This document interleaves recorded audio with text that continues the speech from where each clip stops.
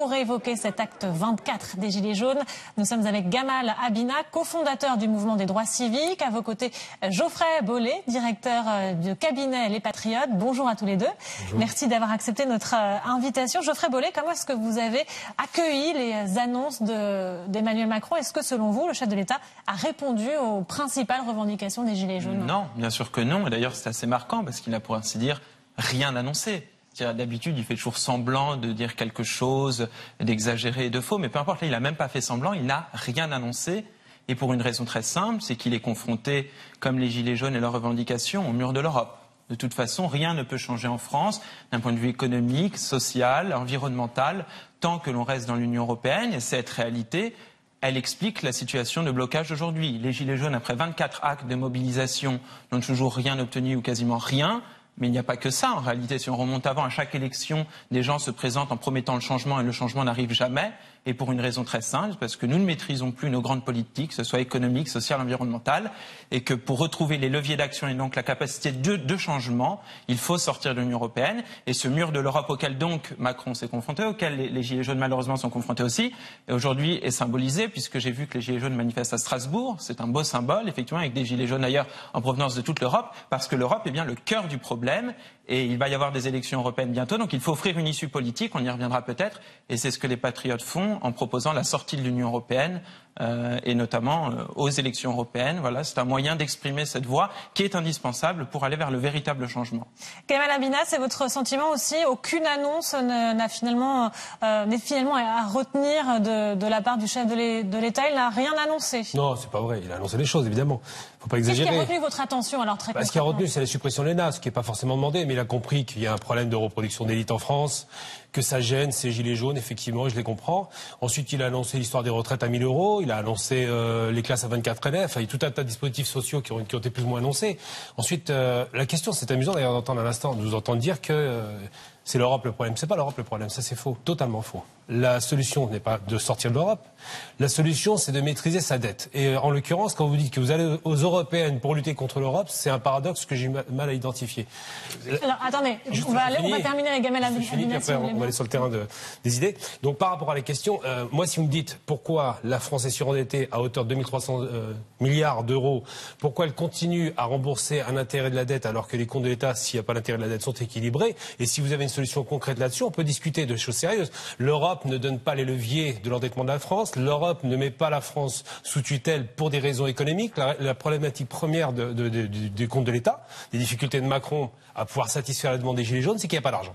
Geoffrey Bollé, vous répondez, mais vraiment en quelques instants, parce que là on est très sur les élections européennes et je voudrais qu'on reste davantage, si vous le voulez bien, sur cette acte. Je réponds juste donc en un mot, mais donc si pour vous l'euro, la monnaie unique, la Banque centrale européenne, les grandes orientations économiques de la Commission n'ont pas d'incidence sur la politique économique de la France, alors je pense que c'est vous qui n'avez rien compris. Évidemment que tout est lié à l'Europe, et si nous avons une dette très importante, c'est notamment parce que nous n'avons pas de croissance, et pourquoi nous n'avons pas de croissance, ou si peu, c'est parce que nous avons une monnaie, par exemple, totalement inadaptée à notre économie. Donc il y a évidemment un lien direct et complet, donc vous ne pouvez pas dissocier les deux, que ce soit la dette, l'économie, le social. Toutes nos politiques sont liées en tout ou partie à l'Union européenne. Donc si vous voulez réellement agir, il faut retrouver les capacités d'agir, les leviers d'action, et donc sortir de l'Union européenne. Alors juste pour répondre sur la question de la monnaie, s'il n'y avait pas la monnaie européenne pour protéger la France du prix du pétrole, par exemple... Non, mais je ne considère pas du tout que l'euro protège la France. L'euro expose la France à bien des dangers. Je vous ai laissé parler pour dire plusieurs idées que vous avez développées. Je vais répondre à vos idées. Donc l'euro protège la France du coût de l'importation d'énergie, ça c'est une chose. Deuxième chose, je ne vois pas le rapport entre le problème de l'euro qui serait mal adapté pour les Français et la réussite économique. L'Allemagne est en croissance et l'Allemagne est une super exportatrice de produits manufacturés. Donc l'euro est adapté à l'Allemagne. Voilà, c'est tout, monsieur. Bien. Et le FMI le dit. L'euro est surévalué pour la France et sous-évalué pour l'Allemagne. Donc évidemment, c'est adapté pour l'Allemagne. Oui, donc l'Allemagne aspire notre économie. Je crois que monsieur Sapir, sur ce plateau, qui vient souvent, explique bien les choses. L'euro est taillé pour l'Allemagne, n'est pas taillé pour la France.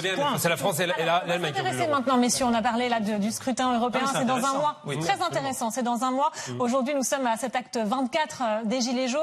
C'était il y a 2 jours, donc ces annonces d'Emmanuel Macron, qui a tenu une grande conférence de presse, plus de 2h30. C'était d'ailleurs la première fois qu'il s'adressait directement à des journalistes. Sur la forme, qu'est-ce que vous en avez retenu de cet exercice auquel se sont confrontés ses prédécesseurs? Est-ce qu'il a réussi à convaincre? Comment l'avez-vous vu sur la forme? Sur la forme, pas du tout. Il a voulu imiter le général de Gaulle, mais enfin voilà, n'est pas le général de Gaulle qui veut. Et Et non, en fait, il a endormi tout le monde. C'était très long. Très compliqué, toujours ces tournures de phrases abstraites, on ne comprend rien. Et je l'ai dit, il a quasiment rien annoncé. Donc vous avez identifié quelques micro-mesures, mais rien qui soit de nature à changer le quotidien des Français. Que dire et donc, de cette baisse significative des impôts, puisque c'était quand même c'était du brassage de vent sur la forme, comme sur le fond. C'était quand même une des demandes aussi des Gilets jaunes de ce je pouvoir, crois pas que la suppression de l'ENA en tant que telle fasse partie des demandes des Gilets jaunes. Moi, je voudrais qu'on s'intéresse à la baisse significative des impôts, si vous me laissez terminer. Oui, bien sûr. Sur la baisse significative des impôts, en tout cas, elle a été présentée comme telle du côté de l'exécutif. Évidemment, l'impôt sur le revenu avec cette réduction annoncée autour finalement de 5 milliards d'euros. Ce sont 15 millions de foyers fiscaux qui seraient concernés. Gamel, Amina, comment est-ce que vous voyez cette mesure? C'est une non-mesure? Vous savez, les choses sont claires. Il n'a pas d'argent pour financer les comptes de l'État. Il ne peut pas baisser l'imposition. Il va faire des espèces d'effets d'annonce pour donner le sentiment qu'il baissera un peu la pression fiscale. Mais la réalité de M. Macron, bon, au-delà du fait qu'il voudrait imiter De Gaulle, j'y crois pas du tout. Hein, mais bon, la réalité, c'est que les deux priorités que les Gilets jaunes avaient proposées, avaient demandé, c'était le RIC, que lui a transformé en RIP. Alors on va traduire en 2 minutes ce que c'est que le RIP. Et ensuite et surtout la question de ces privilèges qui sont accordés aux grands bourgeois, aux grands riches qui eux ne paient pas d'impôts, l'ISF. Et là il a dit non, il a reculé sur 2 points. Il a dit hors de question. Il a dit que ce serait évalué en 2020 et qu'il prendrait alors une décision. Non, ça veut dire dans un an on a le temps d'endormir tout le monde. La question qui se pose c'est quoi? RIC et RIP. C'est quoi la question vraiment fondamentale?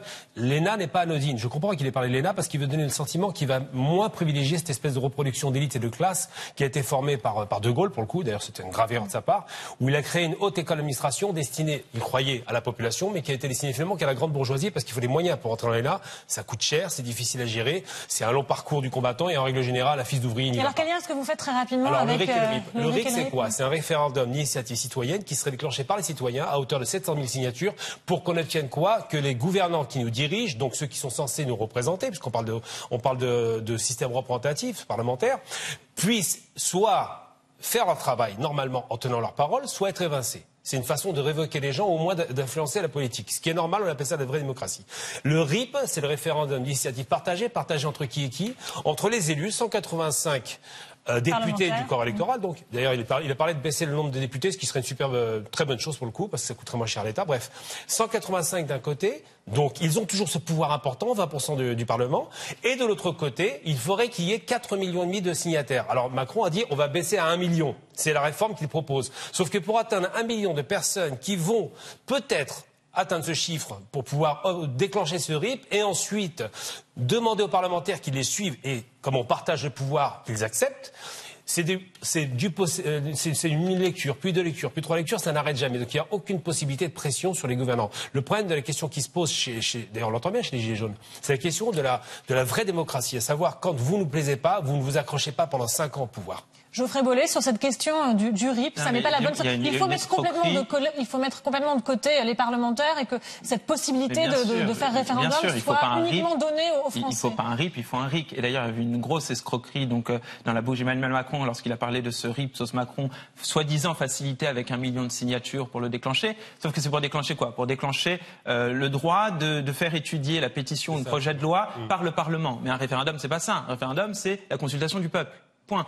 Donc il faut un référendum d'initiative citoyenne, mais total, c'est-à-dire sans verrou ni sans intermédiaire parlementaire, où on peut débattre sur le seuil, mais je pense que 1% du seuil du corps électoral, c'est largement suffisant. Les Français s'accordent donc sur une pétition, un projet de loi, et ensuite c'est directement soumis au suffrage de leurs concitoyens. Il n'y a que ça qui serait un acte démocratique authentique. Le RIP, c'est vraiment de l'enfumage. Il est revenu aussi sur un changement de méthode, il a mis ça en avant, ce sont un peu les termes qu'on entend du côté de l'exécutif. Il s'est engagé donc à changer de méthode en impliquant dans la transformation du pays donc à la fois les citoyens, les élus, les partenaires sociaux, des citoyens qui seraient davantage impliqués dans la transition écologique avec une assemblée citoyenne. Est-ce que ce sont des mesures qui vont dans le sens d'une demande de davantage de démocratie directe? Pas du tout, on embrouille tout, on recrée des comités divers et variés, c'est n'importe quoi. J'ai même entendu on va faire un comité de défense de l'environnement. C'est-à-dire, voilà, plus on on est faible, parce que je rappelle que le président de la République n'a pas été capable, par exemple, d'interdire le glyphosate en France, empêché là aussi par l'Union européenne.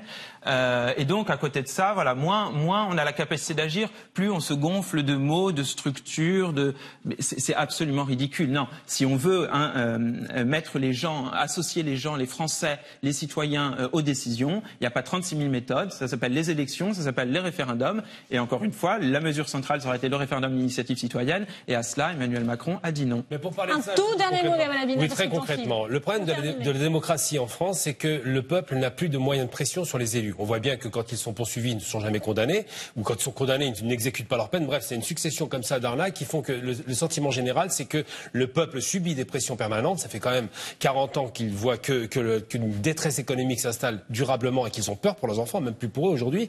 Et l'autre question qui se pose, c'est de savoir est-ce que oui ou non Emmanuel Macron a le pouvoir de pouvoir changer les choses. Il arrive sur une succession d'échecs économiques auxquels il doit trouver des solutions qui n'existent pas. Donc la question qui se pose aujourd'hui, c'est pas de savoir si on sort de l'Europe, c'est pas ça. La question, juste pour finir, elle est franco-française. Qu'est-ce que peut faire Macron avec les moyens qui lui restent pour pouvoir trouver une solution? Et moi, j'ai une solution qui existe, concrètement, très court. Il suffit juste qu'il travaille avec le sud de la Méditerranée, qu'il fasse une sorte de comme l'Europe, une sorte de grande dynamique économique pour partager la richesse et faire en sorte de recréer de la fiscalité par l'entreprise. Bon, Geoffrey Bollée, vous ne semblez pas aller dans ce sens-là. On reviendra, évidemment, ce sera peut-être l'occasion d'un prochain débat. Merci à tous les deux, messieurs. Gabriel Abina, je rappelle que vous êtes cofondateur du mouvement des droits civiques. Geoffrey Bollée, directeur de cabinet Les Patriotes. Merci à vous deux d'avoir pris le temps de répondre à nos questions.